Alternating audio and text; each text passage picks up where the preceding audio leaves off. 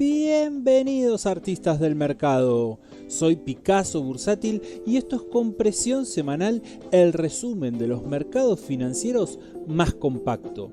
Hoy en un número redondo, episodio 60, lo celebramos, ya finalizando julio del 2022. Esta semana estuvo cargada de contenido dispar en los mercados y creo que el seguidor Walter tiene razón. Si tuviera que resumir la semana a grandes rasgos, podríamos asignar la carta de la doble cara, así que pasemos a los gráficos para entender un poco más este concepto y por qué nombramos de esta manera este episodio.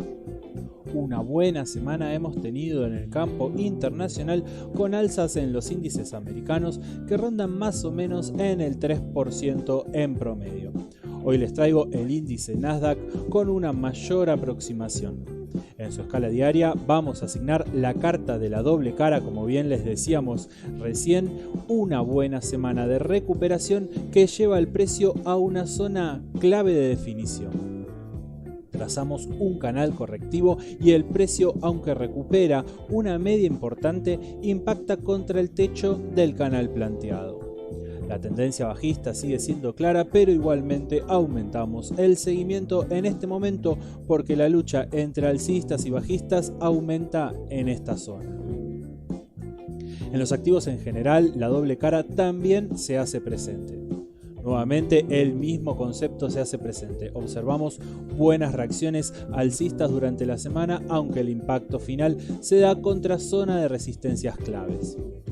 Como por ejemplo las acciones de Netflix, que hace un tiempo que no hablábamos de este activo aquí en Compresión Semanal. Estamos en semana de balances y esta semana Netflix fue uno de los casos y el precio se movió fuertemente al alza con un 17% para ser más exactos. Ahora el precio debe enfrentar a la resistencia de los $240, zona clave si las hay.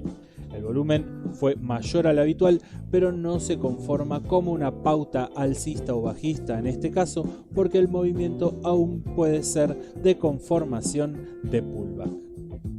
Y este tipo de movimientos se repite conceptualmente, como por ejemplo el caso de las acciones de eBay, donde luego de llegar a precios del año 2017 el precio reacciona esta semana por debajo de zonas claves, impactando contra resistencias planteadas. A diferencia de las acciones de Netflix, en este caso el volumen es escaso, con lo cual podríamos desconfiar un poco del rebote alcista. Creo que la semana próxima puede llegar a ser clave para poder tomar mejores decisiones de acuerdo a los movimientos del precio futuros. Vamos a seguirlo, como siempre les digo, aquí en Compresión Semanal y mantenemos la carta de la doble cara. Tan dispar se conformó la semana que tuvimos algunos activos destacados cerrando a la baja, como fueron las acciones de Google, que bajan un 4%. Quizás la carta del enjaulado le sienta bien porque desde el mes de abril que el precio sigue sin definir su camino. Obviamente la tendencia es bajista, pero la lateralización de estos meses nos hace empezar a dudar, al menos en menor medida, de su tendencia actual. En episodios anteriores hablábamos de las acciones de PayPal y hemos también visto un rebote importante seguido además de quiebres previos. Sin embargo, nos encontramos frente al mismo interrogante que nos brinda la posibilidad de analizar el mercado en su conjunto. El volumen se encuentra en aumento, lo cual nos puede ayudar a dar una pauta posible alcista, pero nuevamente será clave el comportamiento del mercado para obtener mayores detalles. Asigno la carta de la película.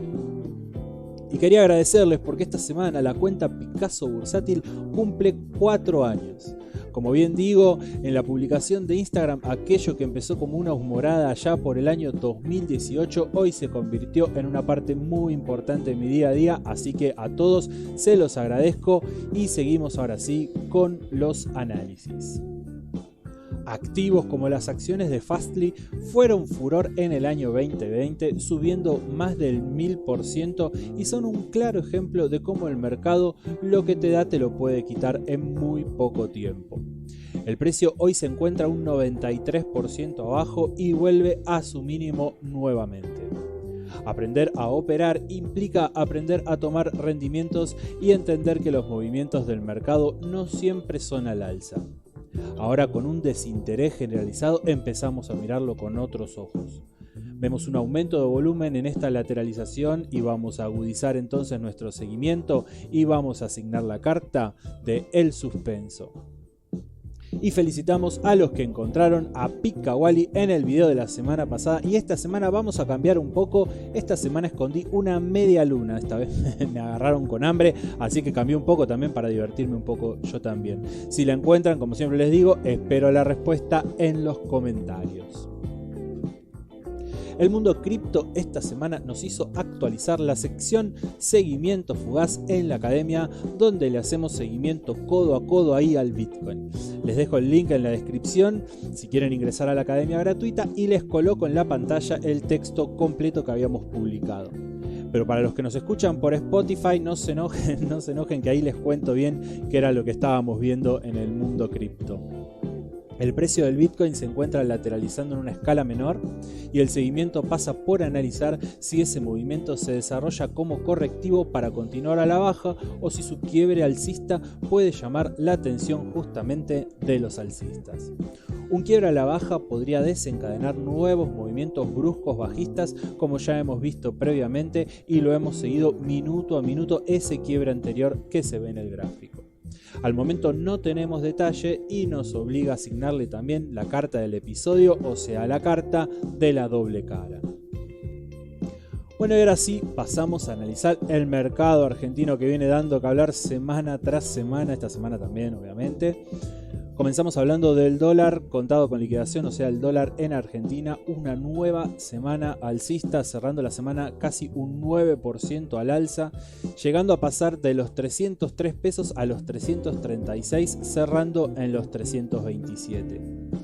Por el momento observamos fuerte euforia, que como bien hablábamos en episodios anteriores podría ser una onda 3, bien fuerte justamente la euforia de onda 3, aunque ya sabemos que cuando la euforia llega y se despega del promedio, el precio siempre busca volver a ese promedio, y como ya he pasado en situaciones anteriores, esto puede volver a suceder. La carta asignada obviamente va a ser la carta del vuelo alto.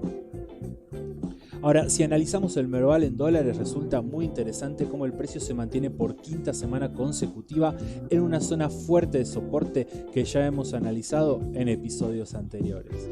Sin embargo, mantenemos la carta de la doble cara, como bien denominamos este episodio. Si pasamos a los activos y dejamos de lado los activos en pesos y miramos los ADRs, vemos también instancias de doble cara. Por ejemplo, las acciones del banco BBVA realizan nuevos mínimos en su tendencia, pero reaccionan en el soporte recuperando la zona. Y lo mismo sucede, por ejemplo, con las acciones de Edenor, que realizan un rebote importante cercano a un 15% en su ADR, pero que sin embargo su poco volumen y posible movimiento de pullback pone en duda el movimiento.